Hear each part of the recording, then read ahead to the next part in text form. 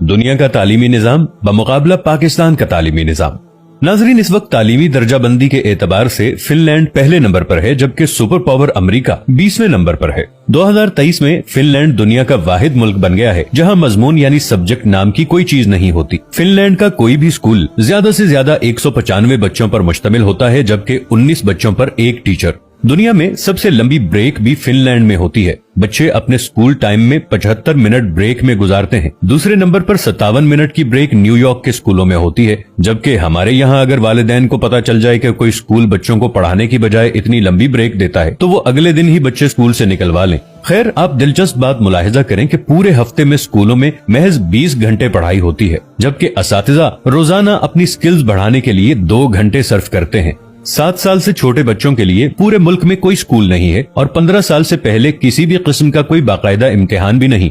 रियाजी के एक उस्ताद से पूछा गया कि आप बच्चों को क्या सिखाते हैं, तो वो मुस्कुराते हुए बोले, मैं बच्चों को खुश रहना और दूसरों को खुश रखना सिखाता हूँ, क्योंकि इस तरह वो जिंदगी के हर सवाल को बाआसानी हल कर सकते हैं। आप जापान की मिसाल ले लें। तीसरी जमात तक बच्चों को एक ही मजमून सिखाया जाता है और वो है अखलाकियात और आदाब। हजरत अली रज़ियल्लाहु अन्हु ने फरमाया, जिसमें अदब नहीं उसमें दीन नहीं। मुझे नहीं मालूम कि जापान वाले हजरत अली रज़ियल्लाहु अन्हु को कैसे जानते हैं और हमें अभी तक उनकी ये बात मालूम क्यों ना हो सकी। बहरहाल, इस पर अमल की जिम्मेदारी फिलहाल जापान वालों ने ली हुई है। हमारे एक दोस्त जापान गए और एयरपोर्ट पर पहुंचकर उन्होंने अपना तारुफ करवाया कि वो एक उस्ताद हैं, और फिर उनको लगा कि शायद वो जापान के वजीर आजम हैं। अशफाक अहमद साहिब मरहूम को एक दफा इटली में अदालत जाना पड़ा। उन्होंने भी अपना तारुफ करवाया कि मैं उस्ताद हूँ। वो लिखते हैं कि जज समेत कोर्ट में मौजूद तमाम लोग अपनी नशिस्तों से खड़े हो गए और उस दिन मुझे मालूम हुआ कि कौमों की इज्जत का राज उस्तादों की इज्जत में है। ये है कौमों की तरक्की और उरूजो जवाल का राज।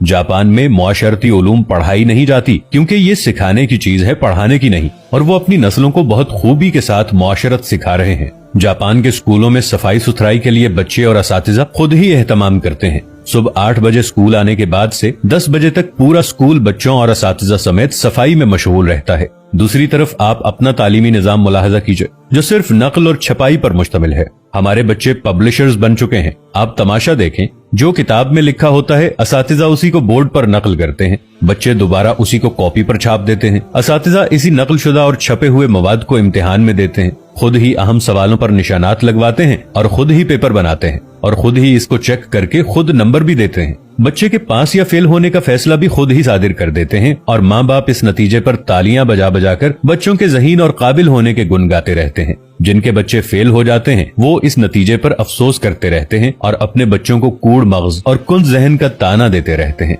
हम 13-14 साल तक बच्चों को कतार में खड़ा कर करके असेंबली करवाते हैं और वो स्कूल से फारिग होते ही कतार को तोड़कर अपना काम करवाते हैं। जो जितने बड़े स्कूल से पढ़ा होता है, कतार को रौंदते हुए सबसे पहले अपना काम करवाने का हुनर जानता है। तालिबे इल्मों का स्कूल में सारा वक्त साइंस रटने में गुजरता है और आपको पूरे मुल्क में कोई साइंसदान नामी चीज नजर नहीं आएगी, क्योंकि बदकिस्मती से साइंस सीखने की और खुद तजर्बा करने की चीज है और हम इससे भी रट्टा लगवाते हैं।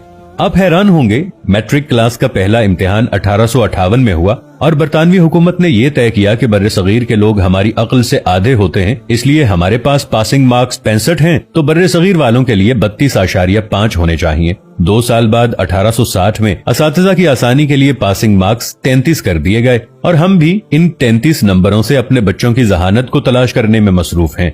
अल्लामा इकबाल के शेर का ये मिसरा इस तमाम सूरत हाल की सही तरीके से तर्जुमानी करता नजर आता है। जो शाख नाजुक पे आशियाना बनेगा, ना पायदार होगा। दोस्तों, अगर वीडियो पसंद आई हो तो इस पैगाम को दूसरों तक भी जरूर पहुंचाइएगा। लिहाजा वीडियो को लाइक और शेयर करना मत भूलिएगा।